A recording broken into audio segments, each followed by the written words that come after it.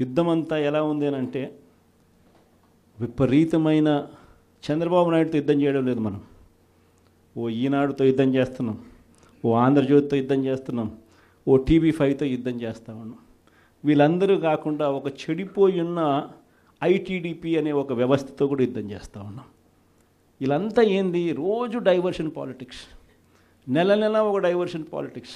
ఒక అబద్ధం వేస్తారు, ఆ అబద్ధాన్ని మనం తుడుచుకోవాలి. ఈ రకమైన డైవర్షన్ పాలిటిక్స్తో రోజు యుద్ధం చేస్తూ ఉన్నాం.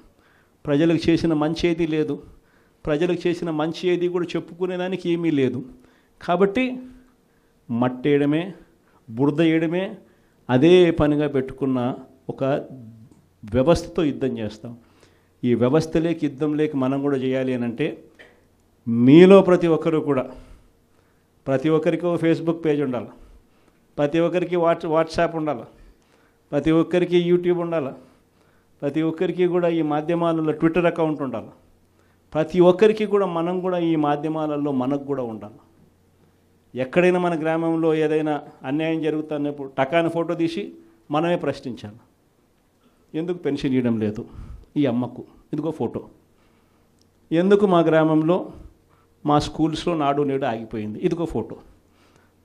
ఎందుకు అమ్మఒడి రావడంలా, ఎందుకు మా విలేజ్ క్లినిక్లో పరిస్థితి ఇంత దారుణంగా ఉంది అని క్వశ్చన్ చేస్తూ ఫోటో తీయడం, క్వశ్చన్ చేయడం, అప్లోడ్ చేయడం.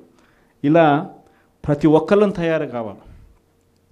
ప్రతి ఒక్కళ్ళం కూడా ఆర్గనైజ్ పద్ధతులకి మాదిరిగా పోయి గ్రామ స్థాయిలో మనం ప్రజలకు దగ్గర కాగలిగే కార్యక్రమం ఖచ్చితంగా జరగాలి. లేకపోతే వీళ్ళు చేస్తూ ఉన్న వక్రభాష్యం మామూలుగా లేదు.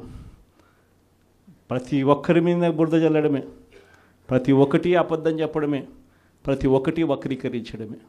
దీన్ని తిప్పికొడుతూ ప్రజలకు దగ్గరగా ఉండే కార్యక్రమం దగ్గరుండి మనం చేయాలి. కాబట్టి ఆర్గనైజ్ స్ట్రక్చర్లో మిమ్మల్ని అందరినీ కూడా భాగస్వాములు చేసే కార్యక్రమం. రెండో విషయం మీ అందరికీ కూడా చెప్పడానికి అందరినీ కూడా రమ్మని చెప్పడం జరిగింది.